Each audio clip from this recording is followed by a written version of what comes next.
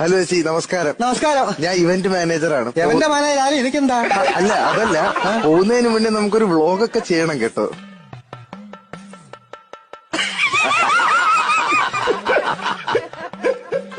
ഞാനേ ഇതൊരു കല്യാണം ഉണ്ടോ?